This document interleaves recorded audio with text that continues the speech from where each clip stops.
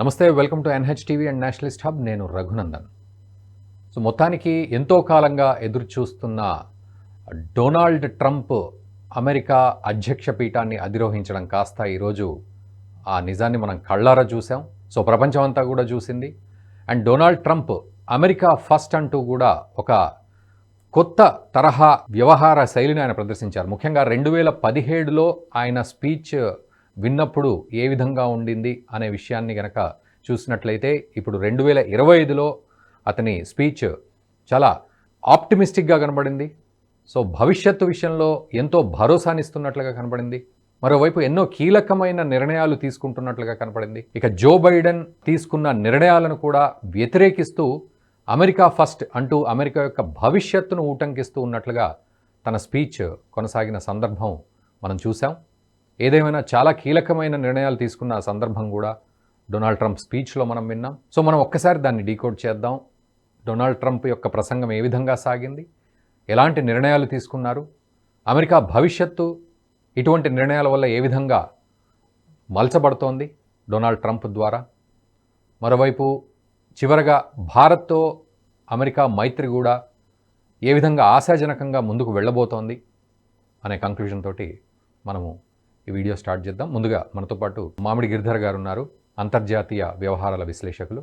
వారిని అడిగి Donald Trump ప్రసంగం గురించి మనం పూర్తి వివరాలు తెలుసుకుందాం. అందులో కీలక నిర్ణయాలు ఎలాంటివి అనేది కూడా తెలుసుకుందాం. మామిడి గిరిధర్ గారు నమస్తే అండి, వెల్కమ్ టు నేషనలిస్ట్ హబ్. నమస్తే రఘుజీ. నమస్తే సార్. డొనాల్డ్ ట్రంప్ తన అధ్యక్ష పీఠం అధిరోహించే సందర్భంలో చేసిన ప్రసంగం ఏ విధంగా సాగింది అని అర్థం చేసుకోవాలి మొదటగా. రెండోది, తను చాలా కీలకమైన నిర్ణయాలు తీసుకున్నారు. ఆ నిర్ణయాలను కూడా మనం ఎలా డీకోడ్ చేయాలి? రెండు విషయాలతోటి మనం మొదలు పెడదాం. మొదటిది, డొనాల్డ్ ట్రంప్ గతంలో ఏం చెబుతున్నారో చెప్పేవారు ఆయన, ఎస్పెషల్లీ క్యాంపెయిన్ అప్పుడు. దానికి ఆయన ప్రమాణ స్వీకారం చేసిన తర్వాత ఇచ్చిన స్పీచ్ కి ఏమి తేడా లేదు. అప్పుడు ఏం చెప్పారో ఏ అంశాలు ఇక్కడ మళ్ళీ ఉటంకించారు, మళ్ళీ దాన్ని తీసుకొచ్చారు. ఒకటి ఆరా మాత్రం సున్నితంగా వదిలేశారు. అది తప్పితే మిగతా అన్ని కూడాను కంప్లీట్ గా ఆయన క్యాంపెయిన్ లో చెప్పిన స్టేట్మెంట్స్ మళ్ళీ దీంట్లో చూసాం. మొదటిది. రెండవ అంశం ఏంటంటే, నార్మల్ గా ఏమవుతుందంటే, ప్రెసిడెంట్స్ ప్రమాణ స్వీకారం చేసిన తర్వాత ఈ దేశాన్నంతా కలుపుకొని వెళ్ళాలి, మాకు వ్యతిరేకంగా ఓటు వేసిన వాళ్ళని కూడా మేము మాతో పాటు తీసుకెళ్లే ప్రయత్నం చేస్తాం. మేము దేశం, మనం రాజకీయంగా మనకు విభేదాలు ఉన్నా కానీ మనం అందరం అమెరికన్స్ అన్నటువంటి స్పీచ్ జనరల్ గా వింటాం. ఈవెన్ జో బైడెన్ కూడా 4 సంవత్సరాల క్రితం ఆయన ఇచ్చే స్పీచ్ కూడా ఇలాగే ఉండదు. మాకు వ్యతిరేకంగా మీరు ఓటు వేసి ఉండొచ్చు, కానీ అమెరికా ఇస్ బ్యాక్ అగైన్, నేను అందరికీ కోసం ప్రెసిడెంట్ గా ఉంటాను అన్నటువంటి స్టేట్మెంట్ జో బైడెన్ కూడా ఇచ్చారు గతంలో. కానీ దానికి చాలా భిన్నంగా డొనాల్డ్ ట్రంప్, తనకంటే ముందర వచ్చినటువంటి ప్రభుత్వం చాలా తప్పులు చేసింది, అమెరికాని అధపాతాళంలోకి తోసేసింది, దాని యొక్క రెసెషన్, దాని వల్ల ఎకానమీ కంప్లీట్ గా నాశనం అయింది, దీన్ని ఎవరు గౌరవించట్లేదు ప్రపంచంలో అని కంప్లీట్ గా బైడెన్ హారిస్ ప్రభుత్వాన్ని దుమ్మెత్తిపోసారు. ఒక విధమైనటువంటి అగ్రెసివ్ స్టాండ్. ఎలక్షన్ ర్యాలీ కాదు కదా ఇది, ఎలక్షన్ అయిపోయింది, గెలిచారు, ప్రమాణ స్వీకారం కూడా అయిపోయింది. కాబట్టి ఇది ఒక ఎలక్షన్ ఆయన మాట్లాడడం అనేది రెండవ విషయం. కీలకంగా మాట్లాడినటువంటి అంశాలు ఏవైతే ఉన్నాయో, మొట్టమొదటిది ఆయన బోర్డర్స్ గురించి ఆయన చాలా స్పష్టంగా చెప్పారు. మెక్సికో బోర్డర్ లో నేను ఎమర్జెన్సీ డిక్లేర్ చేస్తానన్నారు. అక్కడి నుంచి ఎవరు రావడం లేదు, రవాణా సరుకులు కూడా కంప్లీట్ గా క్షుణ్ణంగా చెక్ చేసిన తర్వాతే అలౌ చేస్తాను అని చెప్పి, తర్వాత డిపోర్ట్ చేయడం కూడా మొదలు పెడతాము ఇల్లీగల్స్ అందరినీ కూడా అని ఆయన అన్నారు. రెండవ అంశం ఏం చెప్పారంటే, ఆయన రెసిషన్, ఈ రోజు చాలా ధరలు విపరీతంగా పెరిగిపోయి ఉన్నాయి, నా దగ్గర ఉన్నటువంటి ప్రభుత్వంలో, నా ప్రభుత్వంలో ఉన్నటువంటి కేబినెట్ ఎవరైతే రాబోతున్నారో వాళ్ళందరికీ కూడా నేను చెప్పేది ఏంటంటే, మీరు త్రికరణ శుద్ధిగా ఈ దేశంలో ఉన్నటువంటి ధరలు ఏదైతే పెరిగిపోయాయో వాటిని తగ్గించే దిశగా మీరు ప్రయత్నాలు చేయండి అని చెప్పారు. ఇది రెండవ. మూడో విషయం ఏం చెప్పారంటే, పనామా గురించి చెప్పారు.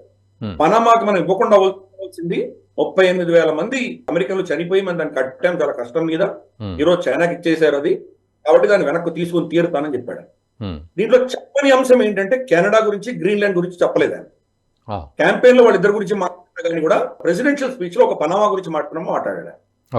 తర్వాత ఆయన మొదటి వరుసలో కూర్చున్నటువంటి చైనీస్ వైస్ ప్రీమియర్ అక్కడ కూర్చొని ఉండగా చైనా కంప్లీట్ గా దుమ్మెత్తి పోసాడు ఆయన. పనామాలో వెళ్ళొచ్చి కూర్చొని చైనా హస్తగతం అయిపోయింది అంటూ అక్కడ చైనా గురించి ఆయన ప్రస్తావించారు. తర్వాత ఆయన మాట్లాడింది ఏంటంటే, చాలా స్పష్టంగా ఈ రోజు నుంచి మా ప్రభుత్వం యొక్క పాలసీ ఈ రెండే జెండర్స్, పురుష జెండర్ కూడా స్త్రీ, వీళ్ళిద్దరే ఉంటారు, మూడోది మేము యాక్సెప్ట్ చేయము, చాలా స్పష్టంగా చెప్పాడు. అంటే అంతవరకు జో బైడెన్ ప్రభుత్వము, డెమోక్రాట్స్ వీళ్ళందరూ కూడా లెఫ్టిస్ట్ అందరూ పుష్ చేస్తున్నటువంటి DEI, డైవర్సిటీ అండ్ ఇంక్లూసివ్నెస్ అన్నటువంటి ఒక పాలసీ తోటి వాళ్ళు ప్రతి అంశంలో కూడా ఈ యొక్క వైవిధ్యాన్ని చూసే దిశగా వాళ్ళు అన్ని పాలసీలు నడిచాయి. ఫర్ ఇన్స్టెన్స్ ఈవెన్ మన కాలిఫోర్నియాలో జరిగినటువంటి అగ్ని ప్రమాదంలో కూడా ఈయన యొక్క ప్రభావం అక్కడ కనిపించింది. దాన్ని రన్ చేస్తున్నటువంటి వాళ్ళు ఈ ట్రాన్స్జెండర్ సంబంధించినటువంటి వ్యక్తులు, వాళ్ళు నిజంగా వెళ్ళి అక్కడ రెస్క్యూ చేయడానికి వాళ్ళకి క్షమత లేదు, వాళ్ళకి అంతటి నైపుణ్యం కూడా లేదు, ఎక్స్పోజ్ అయ్యారు. కాబట్టి ఈ కోటాల సిస్టమ్ అన్నది ఈయన కంప్లీట్ గా తీసేశాడు. I will be colour blind and merit based అని పదాలు వాడాడు. అంటే వాళ్ళ రంగుతో నాకు సంబంధం లేదు, వాళ్ళు నల్లవాళ్ళ తెల్లవాళ్ళ, వాళ్ళు ట్రాన్స్జెండర్సా, హిస్పానిక్సా, ఏషియన్సా నేను చూడను.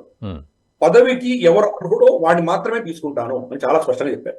అంటే ఇటువంటి అర్హత లేనటువంటి వారు ఎవరెవరైతే గతంలో ప్రభుత్వంలో కానీ ఇతరత్ర అనుబంధ సంస్థల్లో చేరారో వాళ్ళందరినీ కూడా తీయబోతున్నామని చాలా స్పష్టంగా చెప్పారు. తర్వాత చూస్తే కనుక డ్రిల్ బేబీ డ్రిల్ అని మళ్ళీ చెప్పారు. అంటే ఎన్వైరన్మెంటల్ విధమైనటువంటి లాబీ ఒకటి ఉన్నది, వాళ్ళు పెద్ద బిజినెస్ వర్టికల్ పెట్టున్నారు. దానికి కంప్లీట్ గా భిన్నంగా నేను ఉండబోతున్నాను. ప్యారిస్ క్లైమేట్ అకార్డ్ నుంచి నేను బయటికి వస్తున్నాను, అమెరికా ఈ రోజు నుంచి వెళ్ళిపోతుంది అని ఆయన చాలా స్పష్టంగా, అంటే ఆయన గతంలో ఆయన ఫస్ట్ 4-5 సంవత్సరాలు అప్పుడు కూడా ప్యారిస్ అకార్డ్ నుంచి బయటకు వచ్చేసాడు ఆయన, ఇప్పుడు కూడా అదే. కాబట్టి ఈ ఎన్వైరన్మెంట్ పేరిట మన కోర్ మైనింగ్ ఇండస్ట్రీని వీటిని చంపేసుకున్నాం మనము. ఇప్పుడు కనుక మనం డ్రిల్ చేసామంటే మన దగ్గర ప్రపంచంలో ఎవరి దగ్గర లేనంత చమురు మన దగ్గర ఉన్నది. కాబట్టి దీనితోటి మన ధరలు తగ్గిపోతాయి మన దేశంలో. రెండవది ప్రపంచానికి కూడా మనం ఎక్స్పోర్ట్ చేసి చాలా ధనం సంపాదించవచ్చు అని ఆయన ధోరణి. తర్వాత ఆయన ఏం చెప్పారంటే మనకు ఎక్స్టర్నల్ రెవెన్యూ డిపార్ట్మెంట్ ఒకటి పెడతానని చెప్పారు. అంటే టారిఫ్ లేని చాలా స్పష్టంగా చెప్పారు. దేశాల మీద అన్నిటి మీద ఈక్వల్, అంటే మేము వాళ్ళకి ఏం కన్సెషన్స్ ఇస్తున్నామో వాళ్ళు మాకు అదే కన్సెషన్స్ ఇవ్వాలి. మేము వాళ్ళ మీద ఎటువంటి టారిఫ్స్ వేస్తున్నామో మా మీద కూడా అటువంటి టారిఫ్స్ వేయాలి. కాకుండా మాకు అన్యాయం చేసో మంచిదనాన్ని వాళ్ళు ఆసరాగా తీసుకుని మాకు వ్యతిరేకంగా ఏమైనా చేస్తే వాళ్ళ మీద కఠినమైన చర్య తీసుకోబోతున్నాను అని చెప్పారు. అంటే మెక్సికో, కెనడా, తర్వాత మనకు చైనా, భారతదేశం వీళ్ళందరి మీద కూడా టారిఫ్లు వేయడానికి సిద్ధపడుతున్నాడు. తర్వాత ఇంకేం చెప్పారంటే గవర్నమెంట్ సెన్సార్షిప్ ని ఆపేస్తాను. గతంలో ప్రభుత్వం ఆర్డర్స్ ఇచ్చి చాలా మందిని సెన్సార్ చేసి ఆపుతూ ఉంటుంది, దాన్ని నేను తిరగరాస్తాను. యాక్చువల్గా చూస్తే వారం 10 రోజుల ముందర మార్క్ జకర్బర్గ్ కూడా ఆయన పాలసీలన్నీ కూడా తిరగరాశాడు. ఇంతవరకు లెఫ్టిస్ట్ భావజాలానికి వత్తాసు పలుకుతున్నటువంటి మార్క్ జకర్బర్గ్ ఇప్పుడు సెన్సర్షిప్ ఉండబోదు అని చెప్పాడు.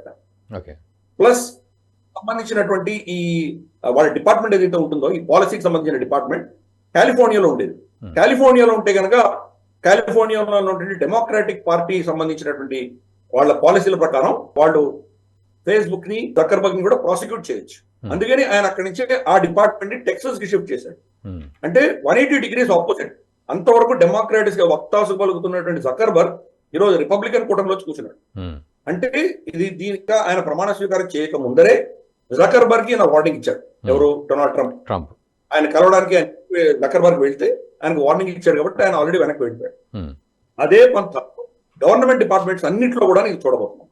సెన్సర్షిప్ వ్యతిరేకంగా నిర్ణయాలు తీసుకోబోతున్నారు. తర్వాత ఇంకేం చెప్పారంటే కార్టల్స్. మెక్సికోలో ఏంటంటే చాలా కార్టల్స్ ఉంది. వాడు విపరీతంగా ధనం మెక్సికో నుంచి అమెరికాలోకి ఇల్లీగల్ గా వలస వచ్చేటువంటి వాళ్ళకు వాళ్ళు మొత్తం సాయం చేస్తారన్నమాట. వాళ్ళ దగ్గర పైసలు తీసుకొని ఎక్కడ వీళ్ళ బార్డర్ వీక్ గా ఉందో అక్కడ ఎలా పుష్ చేయాలి, బార్డర్ లో ఉన్నటువంటి గార్డ్స్ ని వీళ్ళు ఎలా పైసలు ఇచ్చి వాళ్ళని కొనుక్కొని వీళ్ళని పుష్ చేయొచ్చు, ఇవన్నీ కూడా వాళ్ళు కార్టల్స్ ఉంటాయి. $multi-billion industry. వాళ్ళందరినీ టెర్రరిస్ట్ ఆర్గనైజేషన్స్ గా డిక్లేర్ చేస్తారని అనౌన్స్ చేశారు డొనాల్డ్ ట్రంప్. సో దాని కఠినమైన చర్య తీసుకోబోతున్నారు మనం చూస్తున్నాం. ప్రపంచంలో ఎప్పుడు లేనంతటి కఠినమైన చర్యలు నేను తీసుకోబోతున్నాను. స్టే ఇన్ మెక్సికో అన్న పాలసీ నేను అడాప్ట్ చేస్తాను అన్నారు. స్టే ఇన్ మెక్సికో అంటే కనుక ఇప్పుడు ఏం చేస్తోంది, వాళ్ళ దేశం నుంచి అమెరికా వెళ్ళదలుచుకున్న వాళ్ళని ఆపట్లేదు. వాళ్ళందరూ అమెరికా బార్డర్ లో మన బార్డర్ దాటి వచ్చేస్తున్నారు. కాబట్టి ఇప్పుడు ఆయన ఏం చెప్తున్నారంటే మెక్సికోలోనే వీళ్ళని ఉంచండి, బార్డర్ దాకా వీళ్ళని అలౌ చేయండి, పర్మిటే చేయకండి వీళ్ళని. అక్కడ మీరు ఉంచినందుకు మేము ఏదో పైసలు ఇస్తాం. అటువంటి పాలసీ ఏదో రాబోతుంది. మెక్సికోలోనే ఆపే దిశగా ప్రయత్నం చేస్తాను. ఇంకొకటి చెప్పాలంటే చాలా కీలకమైంది, అమెరికా అన్నది పెరుగుతూనే ఉంటాము అని చెబుతూ మెల్లిగా మేము ఎక్స్పాండ్ అవుతామని చెప్పారు. అంటే మా భూభాగాన్ని పెంచుకుంటామని చెప్పారు. మరి ఆయన ఎవరెవరి మీద కన్నేసారో మనకు తెలియదు. Yeah. పనామా ఆల్రెడీ వెనక్కి తీసుకుంటారు. అఫ్ కోర్స్ ఈ స్పీచ్ లో చెప్పలేదు కానీ కెనడాని మళ్ళీ విలీనం చేసుకుంటామన్నట్టు దిశగా గతంలో మాట్లాడారు కాబట్టి మరి కెనడా మీద కన్ను ఉందా, ఆయన గ్రీన్లాండ్ మీద కన్ను ఉందా, ఇంకేం చేస్తారో మనకు తెలియదు. Gulf of Mexico, Gulf of America అని చెప్పి నేను డిక్లేర్ చేస్తున్నాను అన్నారు. సరే, ఆయన డిక్లేర్ చేసినంత మాత్రాన అమెరికన్ లోను అమెరికన్ గవర్నమెంట్ సంబంధించి దాన్ని అలా పిలవచ్చు, కానీ ప్రపంచవ్యాప్తంగా దాన్ని మార్చలేదు. ఎందుకంటే దాన్ని మార్చే అధికారం యునైటెడ్ నేషన్స్ నేమింగ్ బాడీ ఒకటి ఉన్నది, జియోగ్రఫిక్ నేమ్స్ సంబంధించి వాళ్లే దాన్ని మార్చగలరు. లేకపోతే ఏముంది, పాకిస్తాన్ పొద్దు నుంచి అరేబియన్ సీని పాకిస్తాన్ సీ అని చెప్పుకోవచ్చు కదా, చెప్పుకోవచ్చు. అవునవును. కాబట్టి మనం కూడా చెప్పొచ్చు, మనం కూడా సింధు సాగర్ అని చెప్పుకోవచ్చు. ప్రాచీన కాలంలో సాగరం అనేవాళ్ళం, సింధు సాగరం అనేవాళ్ళం, ఇంకేదో చెప్పొచ్చు. కాబట్టి అట్లా ఎవరు పడితే వాళ్ళు పేరు మార్చుకోవడానికి వీలు లేదు, కానీ ఆయన మారుస్తాను అంటున్నారు. ఆయన ఇంకో కీలకంగా ఏం చెప్పారంటే ఈ డిఈఐ మొత్తం నేను అబాలిష్ చేయబోతున్నాను. అంటే ఇందా మనం అనుకున్నాం కదా, డైవర్సిటీ ఈక్విటీ చేయబోతున్నాం అంటున్నారు. Will restore service men dismissed for vaccine opposition. గతంలో వ్యాక్సిన్లు మేము వేసుకోము అన్నటువంటి వ్యక్తులని డిస్మిస్ చేసింది ప్రభుత్వం, బైడెన్ ప్రభుత్వం. అంటే అది వాళ్ళ స్వేచ్ఛ, మేము వేసుకోదలుచుకోలేదు అంటే వాళ్ళ మీద ప్రెషర్ తీసుకురావడానికి, ఎస్పెషల్లీ ఆర్మీలో ఉన్నటువంటి వాళ్ళు చాలా మంది మేము వ్యాక్సిన్ వేసుకోమన్నారు, వాళ్ళని డిస్మిస్ చేసి వాళ్ళని అందరినీ ఏ రోజు డిస్మిస్ చేశారో ఆ రోజు నుంచి మళ్ళీ నేను రీఇన్స్టేట్ చేస్తున్నాను. వాళ్ళకు ఇంతకాలం వాళ్ళకు నష్టం వచ్చిందో, జీతాలకు సంబంధించి కావచ్చు, లేదా ఇతరత్ర భత్యాల గురించి కావచ్చు, లేదా ప్రమోషన్లకు సంబంధించి కావచ్చు, అవన్నీ కూడా నేను రెస్టోర్ చేస్తున్నాను అని స్టేట్మెంట్ ఇచ్చారు. తర్వాత ఆయన ఏం చెప్పారంటే ఒక పెద్ద డోమ్ తయారు చేయబోతున్నాము, ఐరన్ డోమ్ లాంటిది, అంటే మనకు ఇజ్రాయెల్ ఉన్నటువంటిది పెద్దది మేము తయారు చేయబోతున్నాము. మొత్తం అమెరికాని మొత్తం ప్రొటెక్ట్ చేసే దిశగా మా సైన్యానికి మేము ఎక్కువ ఖర్చు పెట్టి దాన్ని శక్తివంతం చేయబోతున్నాం. ఎందుకు శక్తివంతం చేస్తామంటే దానికి 3 కారణాలు చెప్పారు. యుద్ధాలను ఆపుతా, ఇప్పుడు జరుగుతున్నటువంటి యుద్ధాలను నేను ఆపుతా. తర్వాత battles we win, battles we will end, battles we will never start. 3 చెప్పారు. మేము యుద్ధాలు గెలుస్తాం అంటే ఏంటి, ఇప్పుడు ఇజ్రాయెల్లో ఫర్ ఇన్స్టెన్స్ వాళ్ళని వదిలిపెట్టించేసాను నేను. నా పేరుతో వాళ్ళు అందరి ఇంట్లోకి వస్తున్నారు, వాళ్ళందరినీ కూడా మళ్ళీ వెనక్కి తీసుకొచ్చే కార్యక్రమం నేను చేస్తున్నా కాబట్టి యుద్ధాలను గెలుస్తాం. అలాగే యుద్ధాలు ఆపుతాం. గాజా ఇజ్రాయెల్ మధ్యలో ఇప్పుడు సీజ్ ఫైర్ వచ్చేసింది కదా, అలాగే రేపు రష్యా మధ్యలో కూడా సీజ్ ఫైర్ తీసుకొస్తాను అని చెప్పగానే చెప్తున్నారు. 3వది మేము యుద్ధాలు స్టార్ట్ చెయ్యము అంటున్నాడు. ప్రపంచంలో శాంతి నెలకొనే దిశగా నేను ప్రయత్నం చేయబోతున్నాను స్టేట్మెంట్ ఇచ్చాను. దానికోసం పవర్ఫుల్ ఆర్మీ ఉండాలి అని ఆయన చెప్పారు. తర్వాత in America the impossible is what we do best. ఏది మాకు ఇంపాసిబుల్ కాదు, ఏదైనా మేము చేస్తామని చరిత్ర చెప్పుకుంటూ వచ్చారు. మేము ఎలాగా చాలా దారుణమైనటువంటి పరిస్థితుల్లో కొండలు, గుట్టలు, అడవులు, కింకారణ్యాలు, ఎడారులు, వీటన్నింటినీ జయించి మనం ఇంత పెద్ద అద్భుతమైనటువంటి దేశాన్ని తయారు చేసుకున్నాము. వ్యతిరేకమైన శక్తులు ఎన్నింటినో ఓడించాం. మనం ఆటమ్ ని స్ప్లిట్ చేసాము, అంటే న్యూక్లియర్ శక్తి మనం చేసుకున్నాం మనం. అలాగే మనం ప్రపంచ యుద్ధాల్లో మనమే గెలిచాము, చంద్రుడి దగ్గరికి వెళ్ళాము, ఎక్కడో చాలా దగ్గరికి వెళ్ళాము. కాబట్టి ఈ చరిత్ర ఉన్నది. ఏ దేశమైనా వాళ్ళు టార్గెట్స్ పెట్టుకోవాలి, ఆశ చాలా పెద్ద ఉన్నతమైనటువంటి ఆశలు పెట్టుకుంటేనే ఆ దేశం పురోగతి చెందుతుంది. కాబట్టి అటువంటి ఆశలు పెట్టుకుంటాము. దాంట్లో ఆయన ఇచ్చిన స్టేట్మెంట్ అంటే మార్స్ లో మనుషులను దించేటువంటి ప్రక్రియ నేను చేయబోతున్నానని చెప్పారు. ఒక టార్గెట్ పెట్టారు. అమెరికన్స్ చాలా స్పష్టంగా చెప్పారు. సో ముఖ్యంగా ఇటువంటి అంశాలన్నీ కూడా ప్రస్తావనలో చెప్తారు. కానీ ఇందాక నేను అన్నట్లు బైడెన్ కి సంబంధించి కంప్లీట్ గా బైడెన్, కమలా హ్యారిస్ ని ఒక విధమైనటువంటి వాళ్ళని ఇన్సల్ట్ చేసినట్టే మనం భావించాలి. ఇంకొక కీలకమైన దానికి అంటే రిక్రూట్మెంట్స్ ఆపేస్తున్నాను అన్నాడు. అంటే గవర్నమెంట్ ఆల్రెడీ చాలా విపరీతంగా ఉన్నారు, వాళ్ళ రిక్రూట్మెంట్స్ అన్ని కూడా నేను ఆపేయబోతున్నాను.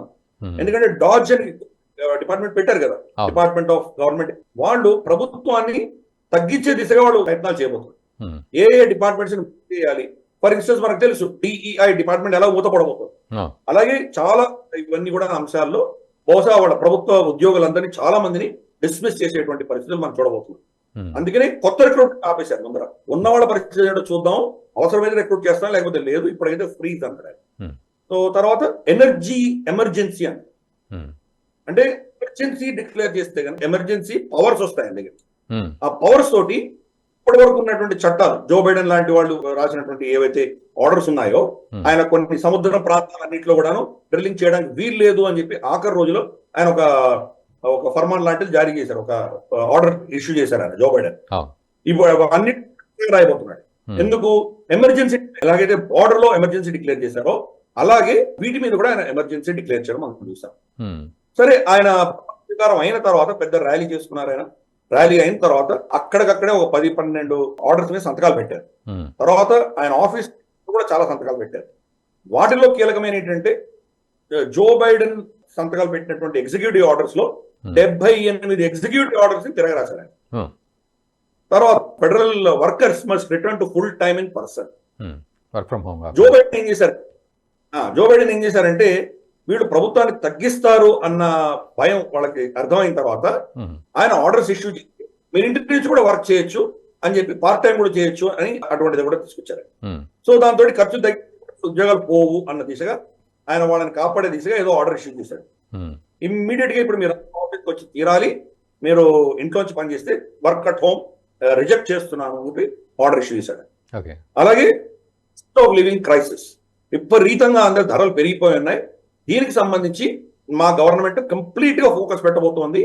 ఎట్టి పరిస్థితిలో ఈ ఖర్చులన్నీ, ఈ ధరలన్నీ తగ్గించే దిశగా మేము నిర్ణయాలు తీసుకోబోతున్నాము అని చెప్పి మొత్తం యంత్రాంగానికి ఆయన ఒక డైరెక్టివ్ ఇచ్చారు. అలాగే ఫ్రీ స్పీచ్, ఇందాక చెప్పాను కదా, ఫ్రీ స్పీచ్ కి సంబంధించి రెస్టార్ చేస్తానన్నారు, అది రెస్టార్ చేశారు. సో దానికి కూడా ఆర్డర్ ఇష్యూ చేశారు. అలాగే వెపనైజింగ్ పొలిటికల్ ఆపోనెంట్, అంటే ప్రభుత్వం ఏం చేస్తోంది, వాళ్ళకి వ్యతిరేకంగా ఉన్న పొలిటికల్ పార్టీ మీద ఎన్నో కేసులు బనాయించారు. అది కూడా మనం చూసాం కదా, డొనాల్డ్ ట్రంప్ దాని విక్టిమ్ కదా, ఆయన వ్యతిరేకంగా ఎన్ని కేసులు పెట్టారు. రేపు ప్రతి రోజు తప్పియమని రావడము, కోర్టులకు వెళ్ళడం, ఆయన మీద ఏదో జడ్జిమెంట్ ఆయన వ్యతిరేకంగా రావడం, ఇలా హింసించారు. కాబట్టి అటువంటి హింసాత్మకమైన చర్యలు పొలిటికల్ ఆపరెంట్స్ మీద చేయకూడదని ఆర్డర్ ఇష్యూ చేశారు. సో అందుకని ఇటువంటి కొన్ని కీలకమైన ఆర్డర్స్ ఇష్యూ చేశారు. తర్వాత WHO, తర్వాత మనకు క్లైమేట్ ఫోరం ఏదైతుందో రెండింటి నుంచి వైదొలుగు కూడా ఆర్డర్ ఇష్యూ చేశారు. దాంట్లో యునైటెడ్ నేషన్స్ కి లెటర్ రాయమని కూడా దాంట్లో ఇంకొక ఆర్డర్ ఇష్యూ చేశారు. మేము దీంట్లోంచి వెళ్ళిపోతున్నాము స్పష్టంగా చెప్పడానికి ఆయన చేశారు. సో ఇటువంటివి కొన్ని కీలకమైనటువంటి నిర్ణయాలు ఇప్పుడు జరిగినాయి. బహుశా ఈ రోజు అంటే మొదటి రోజు కాబట్టి తెల్లవారిన తర్వాత బహుశా ఇంకో 100-150 దాకా ఆయన కొత్త ఆర్డర్స్ సైన్ చేసేటువంటి అవకాశాలు. అండ్ ఇక్కడ బర్త్ రైట్ గురించి, జన్మతః ఈ సిటిజన్షిప్ గురించి కూడా కీలక నిర్ణయం తీసుకున్నారు. సో దాన్ని ఎలా డీకౌట్ చేస్తారు? ఎవరైనా చేయవలసిందే, ఆయన చేశారు, దాంట్లో తప్పు నాకేం కనిపించట్లేదు. ఓకే, జన్మత మీకు సిటిజన్షిప్ ఎవరికి రావాలి? అక్కడ పౌరులైనటువంటి వాళ్ళకి రావాలి. అక్కడ పౌరులు కానిటువంటి వాళ్ళకి ఎందుకు ఇవ్వాలి? మన దేశంలో కూడా ఆ చట్టం కొంత మనకు ఇబ్బందికరమైన చట్టమే ఉండదు. ఇప్పుడు మనం చూస్తే కనుక ఏదో విదేశాల నుంచి వస్తారు వాళ్ళు, ఇక్కడ పిల్లలు, ఇక్కడ వాళ్ళ తల్లిదండ్రులు ఏదో విదేశీయులు, వాళ్ళు వీళ్ళకి సిటిజన్షిప్ ఇవ్వక తప్పదు మనకి. ఇది సరే పారదర్శకంగా ఉంది, అప్పుడు ఎవడో చట్టాలు రాసినప్పుడు వాళ్ళు ఏదో రాశారు. కానీ ఈ రోజు మన పరిస్థితి ఏంటి? ఇల్లీగల్ వచ్చినటువంటి రోహింగ్యాలు, బంగ్లాదేశీ చొరబాటుదారులు, వీళ్ళు ఇక్కడికి వచ్చి వీళ్ళ పిల్లల కంటే వాళ్ళకు కూడా ఇక్కడ పౌరసత్వం ఇవ్వాల్సిన పరిస్థితి మనకు కూడా ఉన్నది కదా. కాబట్టి పౌరులు కానటువంటి వాళ్ళు, ఎస్పెషలీ ఆయన ఆర్డర్ ఏంటంటే ఇల్లీగల్ ఇమిగ్రెంట్స్, సరే వెళ్ళినటువంటి వాళ్ళు, H1B వీసా, ఇలా గ్రీన్ కార్డు ఉన్నటువంటి వాళ్ళు, అమెరికన్ సిటిజన్స్ కాకపోయినా వాళ్ళ పిల్లలకు హక్కులు మారవని నేను అనుకుంటున్నాను. ఇల్లీగల్ ఇమిగ్రెంట్స్ అసలు ఫస్ట్ వాళ్ళు చట్ట విరుద్ధమైనటువంటి పని చేశారు. వాళ్ళు ఈ దేశంలో ఉండడానికి వాళ్ళకి అర్హతనే లేదు. వాళ్ళు వచ్చి ఇక్కడ పిల్లల కంటే వాళ్ళకి ఎలా హక్కులు వస్తాయి? వీళ్ళే ఇక్కడ ఉండడానికి లేదు, వీళ్ళనే డిపోర్ట్ చేయబోతున్నారు. కాబట్టి వాళ్ళ పిల్లలకు హక్కులు ఉండకూడదు. టూరిస్ట్ వీసా, స్టూడెంట్ వీసా మీద ఉన్న వాళ్ళకి కూడా వర్కౌట్ కాదంటున్నారు. కరెక్ట్, ఎందుకంటే వాళ్ళు ఇక్కడ పర్మనెంట్ రెసిడెంట్స్ కాదు, చదువుకొని వెళ్ళిపోతుంది. కాబట్టి వాళ్ళకి నేను ఇవ్వను అని చెప్పి ఆయన స్పష్టంగా చెప్పారు. విచ్ ఇస్ కరెక్ట్, నేను సమర్థిస్తాను దాన్ని. ప్రతి దేశం కూడా అలాగే ఉండాలి. ఈ రోజు మన దగ్గర రోహింగ్యాలు, తర్వాత బంగ్లాదేశీ గుస్బైటీలు, వీళ్ళందరూ ఏం చేస్తున్నారు? పెళ్లిళ్ళు చేసుకుంటున్నారు, పిల్లలు కంటున్నారు, వాళ్ళకి ఆధార్ కార్డులు వచ్చేస్తున్నాయి, మన హాస్పిటల్స్ లోనే పుడుతున్నారు. కాబట్టి వాళ్ళకి ఈజీగా భారత పౌరసత్వం వచ్చేస్తుంది. కాబట్టి విషయంలో మాత్రం ఆయన నిర్ణయం నేను సమర్థిస్తాను. నేను కానీ ఇందాక నేను చెప్పినట్టు అందరికీ వర్తించదు ఇది. ఇల్లీగల్ ఇమిగ్రెంట్స్ కి, తర్వాత ఇలా ఓన్లీ టెంపరీగా వచ్చిపోయేటువంటి వాళ్ళకి వర్తించదు అని చెప్పారు. ఏదో మనం ఏదో టూర్కి వెళ్ళి హాలిడేస్కి వెళ్ళాము, 10 రోజులు ఉండొద్దాము, అక్కడ డెలివరీ అయింది అనుకోండి, వాళ్ళకి ఎలా సిటిజన్షిప్ ఇస్తాము? సో ఇటువంటి వాటికి మాత్రం రెస్ట్రిక్షన్ పెట్టారు, కానీ మిగతా వాటికి లేవు. ఓకే. అండ్ మామిడిగిరి గారు, అంటే ఇక్కడ ఫైనల్గా 2 అంశాలు. స్వర్ణయుగం వచ్చేసింది అమెరికాకు అనే వ్యాఖ్యలు చేశారు కదా. సో ఇది నిజంగా ఎలా ఉండబోతోంది ఈ నిర్ణయాల వల్ల భవిష్యత్తు అమెరికాకు సంబంధించి? మొదటిదైతే. రెండోది, భారత్తో సత్సంబంధాల ఎలా ఉండబోతున్నాయి, ఆ బంధాలు ఎలా ఎదగబోతున్నాము భారత్ అండ్ అమెరికా బంధాల విషయంలో అనే విషయంలో, ఈ 2 విషయాలు. సరే, స్వర్ణయుగం వచ్చేసింది అని ఆయన ధోరణిలో ఆయన చెప్పారు, కానీ నిజంగా స్వర్ణయుగం కావాలంటే ఉండవలసినటువంటి పరిస్థితులు చాలా డిఫరెంట్ గా ఉంటాయి. ఇప్పుడు మనకు జో బైడెన్ ప్రభుత్వం దీన్ని మొత్తం సర్వనాశనం చేసింది అని ఆయన చెప్తున్నాడు కదా. అవునవును. మరి అయినటువంటి దేశము ఉమ్, పుంజుకోవడానికి ఎంతకాలం పడుతుంది? అవును. ఈయన రాగానే రోజు మొత్తం స్వర్ణం అయిపోతుందా? కాదు. కాబట్టి అరే ఆయన ఏదో ఆయన ఆడియన్స్ కి ఆయన ఓటర్లకు ఏదో ఆయన వాణిలో ఆయన ఏదో చెప్పుకున్నారు ఆయన. ఉమ్, కానీ ఈ రోజు అమెరికా చాలా కష్ట పరిస్థితుల్లో ఉంది. ఉమ్, ఆయన తీసుకునే నిర్ణయాలు నిజంగా ఆ దేశాన్ని ముందుకు తీసుకువెళ్తాయా లేదా వాళ్ళు దిగజారుతున్నటువంటి క్రమాన్ని ఇంకా వేగం దానికి ఇస్తాయా అన్నది మనం చూడాలి. ఉమ్, ఎందుకంటే అమెరికా గ్రేట్ అగైన్ అన్నటువంటి అన్నటువంటి నినాదంతో ఆయన వెళ్ళారు. ఉమ్, సో దీంట్లో ఆలోచన దృక్పథం ఏంటి అంటే అమెరికా ఎందుకు గ్రేట్? అమెరికా అంటే ఈరోజు అందరూ ప్రపంచంలో అందరూ ఎందుకు రెస్పెక్ట్ చేస్తారు? ఉమ్, మొట్టమొదటి దాని ఏంటంటే వాళ్ళ సైన్యానికి భయపడతారు. అవును. వీళ్ళు ప్రపంచంలో ఎక్కడికి వెళ్ళి జోక్యం చేసుకోవచ్చు. ఉమ్, లిటరల్ చెప్పాలంటే ప్రపంచానికే గుండా. ఉమ్, కాబట్టి గుండా అందామా పోలీస్ మెన్ అందామా మన ఇష్టం, ఏ పదమైనా వాడుకోవచ్చు. Yeah. ప్రపంచంలో వీళ్ళు వెళ్ళి పెత్తందారి పనులు చేయడం వల్లనే ఈ రోజు అమెరికా అన్నది అమెరికాగా మనం అందరూ యాక్సెప్ట్ చేస్తున్నాం, ఒక సూపర్ పవర్ గా యాక్సెప్ట్ చేస్తున్నాం. ఉమ్, కానీ ట్రంప్ ఏమంటున్నారు? ఇతరత్ర దేశాల అంశాల్లో మేము జోక్యం చేసుకోము, మాకు అక్కర్లేదు అవన్నీ. ఉమ్, అక్కర్లేకపోతే కానీ అమెరికా ఎందుకు? అమెరికా మీద భయం లేనప్పుడు ఇంకా అమెరికా సూపర్ పవర్ ఎలా ఉంటుంది? అవును. సో అదే అర్థం చేసుకో. రెండవది టారిఫ్లు వేస్తాను అందరిని బెదిరిస్తున్నారు కదా ఆయన. ఉమ్, టారిఫ్లు వేస్తే అమెరికా కూడా నష్టపోతుంది. అవును. ఈ రోజు ఏమో మీరు కాస్ట్ ఆఫ్ లివింగ్ క్రైసిస్ మీద ఆర్డర్ ఇష్యూ చేశారు. తర్వాత అన్ని డిపార్ట్మెంట్స్ కి అదే చెప్తున్నారు, ఎలాగైనా ధరలు తగ్గించండి అని. మీరు అమెరికాలో మ్యానుఫ్యాక్చర్ చేసేది లిటరల్ గా ఏమీ లేవు. ఉమ్, అన్ని చైనాకి వాళ్ళు చేశారు. చైనా నుంచో, ఆసియా నుంచో, మెక్సికో నుంచో, ఎక్కడి నుంచో తయారై వస్తున్నాయి అమెరికాలో. అవును. వాటి మీద టారిఫ్లు వేసి సామాన్య ప్రజలకి ఇప్పుడున్న ధరలు కూడా ఇంకా పెరుగుతాయి. ఉమ్, తగ్గేటువంటి సూచనలు ఎక్కడ ఉన్నాయి? ఉమ్, కాబట్టి ఆయన చెప్పే కాంట్రడిక్షన్ ఉంది. ఒక సైడ్ ఏమో ధరలు తగ్గించమంటున్నారు, ఇంకో సైడ్ టారిఫ్లు వేస్తాను. ఉమ్, టారిఫ్లు ఎప్పుడు వేయగలరంటే మీ ఇండస్ట్రీ పటిష్టంగా ఉన్నప్పుడు బయట నుంచి వచ్చే వాటి మీద టారిఫ్లు వేసి మీ లోకల్ ఇండస్ట్రీని కాపాడుకోవచ్చు. అవును. వాళ్ళు లోకల్ ఇండస్ట్రీని కంప్లీట్ గా ట్రాన్స్ఫర్ చేసేస్తారు. కెమికల్ ఇండస్ట్రీస్ కావచ్చు, ఫార్మాస్యూటికల్ ఇండస్ట్రీస్ కావచ్చు, వ్యవసాయానికి సంబంధించినటువంటి ఇండస్ట్రీస్ కావచ్చు, పొల్యూషన్ ఉన్న ఇండస్ట్రీస్ అని ట్రాక్ చేస్తారు. ఉమ్, ఈ రోజు అమెరికాలో ఏమి ప్రొడక్షన్ ఉండదు. వాళ్ళ ఫ్యాన్లు, టీవీలు, ఫ్రిడ్జ్లు లిటరల్ గా అన్ని కూడా చైనాకి ట్రాన్స్ఫర్ చేసేసారు. ఉమ్, ఎఫ్ఎంసీజీ కూడా అయిపోయినాయి. ఉమ్, వాళ్ళ టూత్ పేస్ట్ దగ్గర నుంచి ఫ్రిడ్జర్లు వేస్తే వాళ్ళ టాయిలెట్ టిష్యూ పేపర్ దగ్గర చూసుకుంటే ప్రతిదీ చైనాలో తయారవుతుంది. ఉమ్, ఈ రోజు అమెరికాలో చేశారు. మీరు అమెరికాలో మీరు ఏమైనా మీరు రేపటికి రేపు తయారు చేయగలరా? అవును. ఇండస్ట్రీ లేదు కదా మీ దగ్గర. అవును. కాబట్టి ట్రీట్మెంట్స్ ఇవ్వడం బానే ఉంది. అది వాళ్ళ ఆడియన్స్ ని ఏదో కొంచెం ఉత్సాహపరిచే దిశగా ఏదో మాట్లాడొచ్చు. కానీ లిటరల్ గా చూస్తే కనుక నిజంగా అమెరికా గ్రేట్ చేయాలి అంటే కనుక ప్రపంచంలో ఈయన వెళ్ళి ఇంటర్వ్యూ చేయాలి.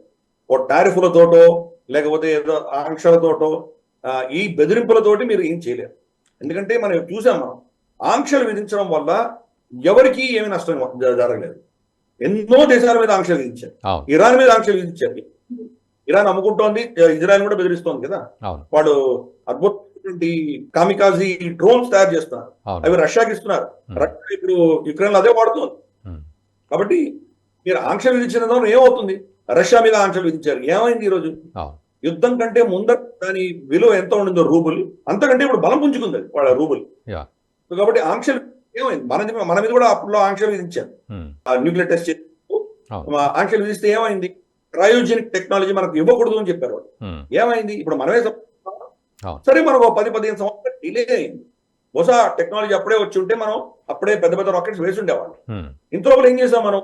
ఫ్రెంచ్ గయానా నుంచి కౌరు, అక్కడి నుంచి మన సౌత్ అమెరికాలో ఉన్నటువంటి French Guyana, European space agency పడుకుని పెద్ద పెద్ద శాటిలైట్స్ మనం పంపిస్తూనే ఉన్నాం. మనం 15 ఏళ్ళ తర్వాత మనకు ఆ క్షమత వచ్చిన తర్వాత మన దేశంలో మనమే ఇప్పుడు పంపిస్తాం. కాబట్టి ఆక్షేపించినంత మాత్రాన మీరు దేశాన్ని పురోగతి ఆపలేరు. ఇప్పుడు ట్రంప్ ప్రభుత్వం కావచ్చు, బైడెన్ ప్రభుత్వం కావచ్చు, చైనా మీద చాలా ఆంక్షలు విధించారు. అలాగే మనకు చిప్ మ్యానుఫ్యాక్చరింగ్ టెక్నాలజీ రాకుండా ఆపే ప్రయత్నం చేస్తుంది. ఎంతకాలం చేయగలరు మీరు? 4 సంవత్సరాలు, 5 సంవత్సరాలు, 6 సంవత్సరాల తర్వాత ఏమవుతుంది? ప్లస్ ఈ చాలా ర్యాపిడ్ గా మారుతున్న టెక్నాలజీ. కాబట్టి వాళ్ళు తప్పకుండా 2-3 సంవత్సరాల్లో టెక్నాలజీ వాళ్ళు ఎలాగో 80% తెచ్చుకుంటారు. ఆల్రెడీ వాళ్ళ దగ్గర స్మగిల్డ్ మైక్రో చిప్స్ చాలా ఉన్నాయి వాళ్ళ దగ్గర. వాటిని రివర్స్ ఇంజనీర్ చేస్తారు వాళ్ళు.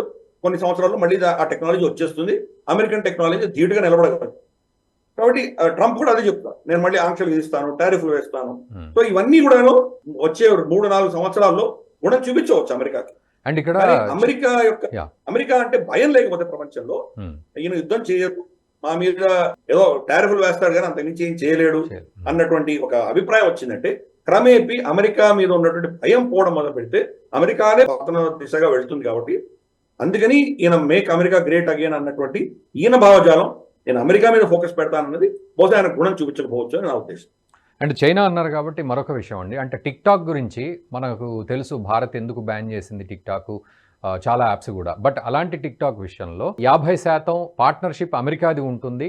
And at the same time Elon Musk ఏమో ట్విట్టర్ అంటే ఎక్స్ చైనాలో ఉండాలి అని మాట్లాడడం, ఇది కూడా ఎలా అర్థం చేసుకోవాల్సిన పరిస్థితి? అంటే యాప్ విషయం కాకుండా మనం ఇక్కడ పవర్ విషయంలో ఒకళ్ళకొకళ్ళు పవర్ చూపెట్టుకునే ప్రయత్నం జరుగుతుందా, ఎట్లా అర్థం చేసుకోవాలి? అంటే ఆయన ప్రమాణ స్వీకారం చేసేసరికి చైనా తోటి ఒక విధమైనటువంటి స్పర్ధ, ఒక విధమైనటువంటి విధమైనటువంటి విషాదం లేకుండా మనం ఏదో ఒక ఈ యొక్క మైత్రి అని ఒక సంబంధాలు అనేది మనం స్టార్ట్ చేయాలి అన్న ఉద్దేశంతో ఆయన చేశారు. దీన్ని 75 రోజులు దీన్ని టెంపరీగా నిలిపారు అంతే. ఎందుకంటే సుప్రీంకోర్టు ఆఫ్ అమెరికా కూడా టిక్ టాక్ ని బ్యాన్ చేయడం సబబే, కరెక్ట్ అని చెప్పి వాళ్ళు నిర్ణయం ఇచ్చారు. కాబట్టి ఎవరు ఆపలేరు టిక్ టాక్ ని బ్యాన్ చేయడం. వాళ్ళు ఇన్ఫాక్ట్ ఒక రోజు ముందుగానే 18వ తారీఖు వాళ్ళు స్విచ్ ఆఫ్ చేసేసారు. 19వ తారీఖు ఈయన ప్రమేయంతో అప్పటి ప్రభుత్వం, బైడెన్ ప్రభుత్వం దాన్ని మళ్ళీ రెస్టార్ చేశారు.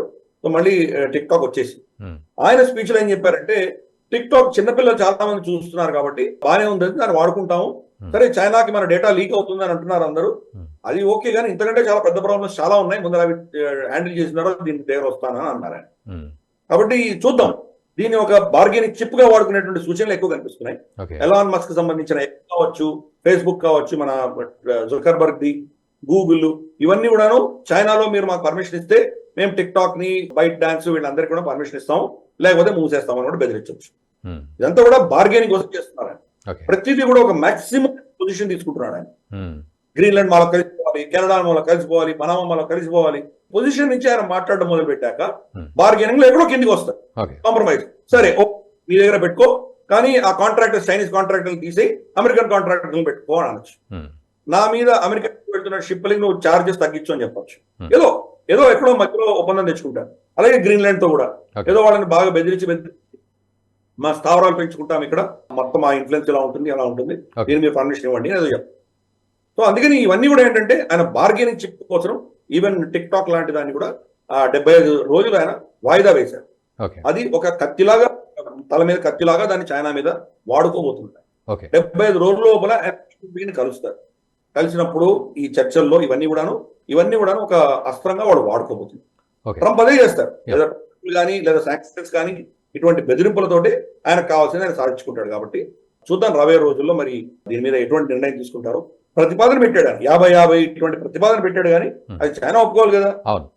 గతంలో అమ్మేయండి మీరు అమెరికన్ కంపెనీ కంటే కనుక వాళ్ళు ఒప్పుకోలేదు కదా, దాన్ని స్విచ్ ఆఫ్ చేయడం కూడా. కాబట్టి మరి రేపటి రోజు 50% అంటే ఒప్పుకుంటారా?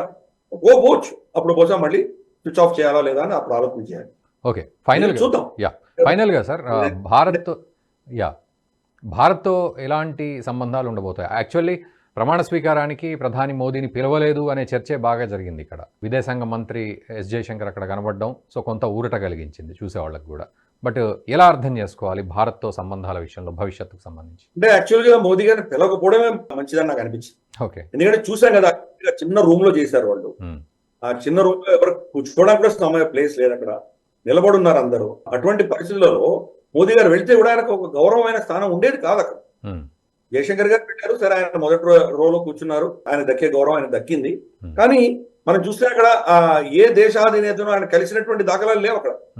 ఫర్ ఇన్స్టెన్స్ మెలోని ఉన్నది అక్కడ, అలాగే మనకు జావియర్ మిలియే అర్జెంటీనా అధినేత ఉన్నారు అక్కడ. జస్టిన్ ట్రూడో రాలేదు అఫ్ కోర్స్, ఎందుకంటే జస్టిన్ ట్రూడోని గవర్నర్ ట్రూడో ఆయన ఇన్సల్ట్ చేశారు కాబట్టి ఆయన రాలేదు. ఇటువంటి కొంతమంది ఉన్నా కానీ వాళ్ళని కలిసినటువంటి మనకేం కనిపించలేదు కదా. మోదీ గారు అక్కడ వెళ్ళి కూర్చో ఆడియన్స్ లో ఈయన కలవకుండా వెళ్ళిపోయి ఆయనతో మాట్లాడకుండా ఫోటో ఆఫ్ కూడా లేకుండా ఉంటే కనుక అది అవమానమే కదా. అందుకని ఆయన పిలవకపోవడమే మంచిదే అని నాకు అనిపించింది అది. కానీ ట్రంప్ ట్రాన్సాక్షనల్ వ్యక్తి, కంప్లీట్ గా ప్రతిదీ బిజినెస్ యాంగిల్ లోనే ఆయన చూస్తారు కాబట్టి మనకు కొన్ని మంచి జరుగుతాయి, కొన్ని మనకు వ్యతిరేకంగా ఉన్నటువంటి నిర్ణయాలు కూడా రాబోతున్నాయి. ఫర్ ఇన్స్టెన్స్ ఈ వాణిజ్యానికి సంబంధించి, ట్రేడ్ కి సంబంధించి మన మీద టారిఫ్స్ వేస్తారు, తప్పకుండా వేస్తారు. ఎంత వేస్తారో తెలియదు, 5%, 10% ఎంత తెలియదు. అలాగే ఇల్లీగల్ ఇమిగ్రెంట్స్ మన వాళ్ళు చాలా మంది, ఒక 7-8 లక్షల దాకా ఉండొచ్చు, ఇంకా కొన్ని ఎస్టిమేట్స్ ప్రకారం 10 లక్షల దాకా ఉండొచ్చు అని అంచనా. Hmm. బహుశా వాళ్ళని వెనక్కి చేసేటువంటి ప్రక్రియను మొదలు పెట్టచ్చు. 3, ఇప్పుడు చూసాం కదా, ఇప్పుడు బై బర్త్ మన స్టూడెంట్స్ కి వాళ్ళు కనుక అక్కడ డెలివరీ అయితే వాళ్ళ పిల్లలకు అక్కడ అమెరికన్ సిటిజన్షిప్ ఇవ్వను అని చెప్తున్నారు. కాబట్టి ఇటువంటి కొన్ని ఇబ్బందులు మనకు ఉండవచ్చు. అలాగే మనం చూస్తే కనుక టెక్నాలజీకి సంబంధించి H1B వీసాలో కూడా మార్పులు వస్తాయి. మార్పులు ఏ దిశలో ఉంటాయో మనకు తెలియదు. H1B కావాలి అని చెప్తున్నారు ఆయన, H1B ఉంటుంది అని చెప్తున్నారు, కానీ బహుశా దాంట్లో ఎటువంటి మార్పులు తీసుకొస్తారో తెలియదు. బహుశా H1B లో పనిచేస్తున్నటువంటి వ్యక్తి కుటుంబం, ఆయన భార్య కానీ పిల్లలు కానీ పని చేయడానికి వీలు లేదు అనే ఆంక్షలు విధించే అవకాశాలు ఉన్నాయి. అప్పుడు చూద్దాం ఇప్పుడు కూడా ఏ దిశగా ఫైనల్ గా వెళ్తాయో. మొదటి రోజే కాబట్టి రాబోయే రోజులు ఏమవుతుందో చూద్దాం. భారతదేశానికి కొన్ని పాజిటివ్స్ ఉంటాయి, కొన్ని నెగిటివ్ కూడా ఉంటాయి. ఒక పెద్ద పాజిటివ్ నేను చెప్తున్నానంటే, గతంలో బైడెన్ ప్రభుత్వం మనల్ని ప్రతిసారి ఇబ్బంది పెట్టి మనకు వ్యతిరేకంగా స్టేట్మెంట్లు ఇస్తూ ఉండేది. ఇక్కడ మానవ హక్కు ఉల్లంఘన జరుగుతోంది, ఇక్కడ మైనారిటీలకు రక్షణ లేదు, ఇక్కడ వాక్ స్వాతంత్రం పోయింది, ఒక విధమైన ఫ్యాసిజం వస్తోంది, డిక్టేటర్షిప్ ఆఫ్ ద మెజారిటేరియనిజం, ఇటువంటి పిచ్చి పిచ్చి పదాలని వాడుతుండేవి. బహుశా ట్రంప్ అటువంటి మనం వినం. ట్రాన్సాక్షన్, ఒక ట్రాన్సాక్షన్ లో ఆయన నచ్చలేదంటే మనం బండబూలు తింటాడు. ఇంకో ట్రాన్సాక్షన్ అంటే కనుక మోదీ కంటే గొప్ప వ్యక్తి లేడు అనేస్తాడు. హిందువులకు నేనే అందరికంటే పెద్ద మిత్రుని అని స్టేట్మెంట్ ఇవ్వగలడు. 2 ఒకటే సెంటెన్స్ లో ఇవ్వగలడు. ఆల్రెడీ ఇచ్చారు కూడా క్యాంపెయినింగ్ అప్పుడు. ఏమన్నాడు ఆయన? Modi is a great guy, fantastic guy, but India it's not treating us properly అన్నారు. కాబట్టి ఆయనతో అలాగే వ్యవహరించాలి, ఒక బిజినెస్ లాగానే వ్యవహరించాలి. ఆయన ఒప్పిపోయేటువంటి వ్యక్తి కాదైనా ఆయనని పొగుడుతూ ఉండాలి. ప్లస్ అమెరికా అజెండాకు వ్యతిరేకంగా మీరు ఏమైనా చేస్తే కనుక మిమ్మల్ని ఎంతటి వాడినైనా కానీ ఆయన తట్టగలడు. కాబట్టి ఈ యొక్క పరిస్థితులు మనకు ఉండబోతున్నాయి. భారతదేశానికి వస్తున్నారు అని మనకు తెలుస్తాం. బహుశా వచ్చే 2 నెలలు 3 నెలల్లో రావచ్చేమో తెలియదు. ఆయన బహుశా చైనా, రష్యా, ఇండియా 3 దేశాలకి వెళ్తాను అన్నట్లు సంకేతాలు వస్తున్నాయి మనకి. కాబట్టి ఈ 3 దేశాలకి పర్యటన రోజులు ఏమైనా డిక్లేర్ అవుతాయో చూడాలి. కానీ ఎట్టి పరిస్థితుల్లో మనకు క్వాడ్ సమ్మిట్ అన్నది భారతదేశంలో జరుగుతుంది, అక్కడ వచ్చి తీరాలి. యాక్చువల్ గా గత సంవత్సరం 2024లో, అంటే ఈ 4 దేశాలు కూడా మార్చి ఒక్కొక్క సంవత్సరం ఒక్కొక్కరు హోస్ట్ చేస్తారు. 2024లో భారతదేశం వంతది మనం హోస్ట్ చేయవచ్చు. కానీ జో బైడెన్, నేను ప్రభుత్వం దిగిపోతున్నాను, నేను రాలేను, పాలిటిక్స్ లో చాలా బిజీగా ఉన్నాను, మీరే రండి ఇక్కడికి అని చెప్పేసరికి ఈ కోడ్లో ఒప్పందం చేసుకుని ఏం చేశామంటే, మన సంవత్సరం 2024ని అమెరికాకి ఇచ్చాము, 2025 భారతదేశం తీసుకుంటాం. కాబట్టి ఇప్పుడు డొనాల్డ్ ట్రంప్ మన దేశానికి వచ్చి తీరాలి. కాబట్టి ఆ కూడా ఉన్నది, ఆయన వస్తారు. అక్కడ పాకిస్తాన్ పట్ల ప్రవర్తన ఎలా ఉంటుంది ఇది కూడా చూడాలి. ఎందుకంటే పాకిస్తాన్ పట్టించుకునే నాదుడు లేడు. పాకిస్తాన్ కానీ బంగ్లాదేశ్ కానీ ఆయన ప్రయారిటీస్ చాలా డిఫరెంట్ గా ఉన్నాయి.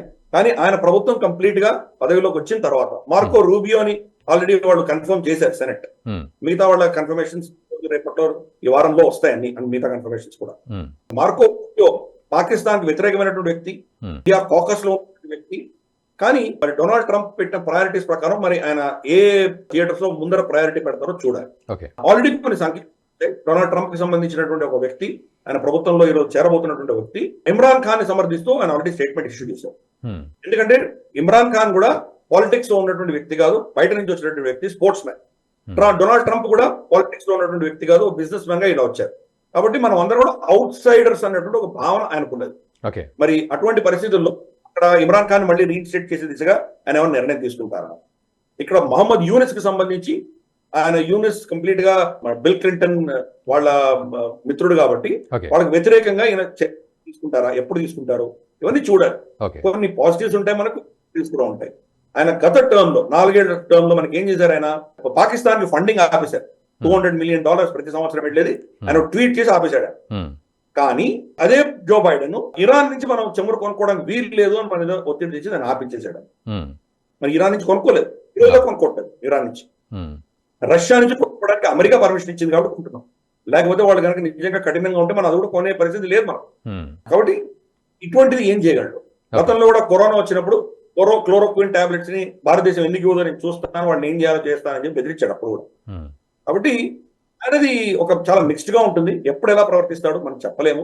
కానీ మన దగ్గర ఉన్నటువంటి వ్యక్తులు, అనుభవజ్ఞులు, మోదీ గారు కానీ, దోవల్ గారు కానీ, జయశంకర్ గారు కానీ, ఎన్నో అక్కడ ఉన్నటువంటి ప్రభుత్వానికి సంబంధించిన వ్యక్తులను, వాళ్ళ సిస్టాన్ని బాగా అర్థం చేసుకున్నటువంటి వ్యక్తులు వీళ్ళు. కాబట్టి ఏ యాంగిల్లో డొనాల్డ్ ట్రంప్ ని వీళ్ళు హ్యాండిల్ చేయాలో వీళ్ళకు తెలుసు. అయినా కానీ కూడా అటువంటి ధోరణిలో ఉన్నటువంటి వ్యక్తిని కంప్లీట్ గా మనం అదుపు చేయలేము. ఉన్నట్టు మనకు రాబోయే విపత్తుని కొంత తగ్గించి దాన్ని కొంచెం మనకు కావాల్సిన దిశగా మళ్లించుకునే దిశగా మనం కొన్ని ప్రయత్నాలు అయితే చేయొచ్చు, కానీ కొంత నష్టము ఉంటుంది, కొంత లాభం కూడా ఉంటుంది, రెండు ఉంటాయి. It's mixed bag, unpredictable mixed bag, అలా చెప్పుకోవచ్చు. థ్యాంక్ యూ వెరీ మచ్ మామిడి గిరిధర్ గారు. Thank you very much. ఒక లోతైన విశ్లేషణ అందించారు డొనాల్డ్ ట్రంప్ ప్రసంగం మీద. సో అదండి వ్యూవర్స్, మొత్తానికి చాలా అంశాలు కవర్ చేశాం. డొనాల్డ్ ట్రంప్ కీలక ప్రసంగంలోని ముఖ్యమైన అంశాలన్నింటినీ, మేబీ కొన్ని అంశాలు మిస్ అయినప్పటికీ కూడా మన వీడియో సమయం రెస్ట్రిక్షన్స్ వల్ల మనం ముఖ్యమైన అంశాలని మాత్రమే టచ్ చేశాం. ఏదేమైనప్పటికీ ఒక స్వర్ణయుగం రాబోతోంది డొనాల్డ్ ట్రంప్ అధ్యక్షతన అని ఆయన చెప్పిన సందర్భం అయితే మనం చూసాం. కీలక నిర్ణయాలు తీసుకోవడం చూసాం. అండ్ ఇప్పుడు మామిడి గిరిధర్ గారు అన్నట్టు భారత్ తోటి కూడా ఎలాంటి సంబంధాలు ఉంటాయి అవన్నీ కూడా చూసాం. అండ్ పాకిస్తాన్ తోటి ఎలాంటి సంబంధాలు ఉండబోతున్నాయి అనే వాటి మీద కూడా విశ్లేషణ చేశాం. ఏదేమైనప్పటికీ అమెరికా ఫస్ట్ అనే సంకల్పంతో డొనాల్డ్ ట్రంప్ ముందుకు వెళ్తున్నారు అని మాత్రం ఒకటి డిసైడ్ అవ్వచ్చు. అందులో కీలకమైన నిర్ణయాలు, కాంట్రవర్సీ నిర్ణయాలు, అందరికీ మంచి జరిగే నిర్ణయాలు, కొన్ని బూమెరాంగ్ అయ్యే నిర్ణయాలు కూడా ఉన్నట్లుగా మనం అర్థం చేసుకోవాలి. చూద్దాం రాబోయే రోజుల్లో వీటికి సంబంధించి ఎలాంటి పరిణామాలు ఉంటాయి, ప్రజలు కూడా వీటిని ఎలా స్వాగతిస్తారు, వాటికి సంబంధించిన అనుభవాలు ఏ విధంగా ఉండబోతాయి, అండ్ ఇతర దేశాలతో అమెరికా సంబంధాలు ఎలా ఉంటాయి అనేది కూడా ఇక్కడ కీలకంగా మారుతుంది. అండ్ యుద్ధాలు ఆపుతాను అన్న పరిస్థితి నుంచి మరి యుద్ధాలు మేము చెయ్యము అనే పరిస్థితి నుంచి కూడా ఎలాంటి పరిణామాలకు వెళ్లాల్సిన సిచ్యువేషన్స్ అటు అమెరికాకు ఎదురవుతాయి, ఇవన్నీ కూడా మనం వేచి చూడాలి. ఇప్పుడే మొదలైంది. సో చూద్దాం మీరు కూడా ఎలాంటి ఎక్స్పెక్టేషన్స్తో ఉన్నారు, ఎలాంటి అంచనాలతో ఉన్నారో ఒక్కసారి కామెంట్ చేయండి.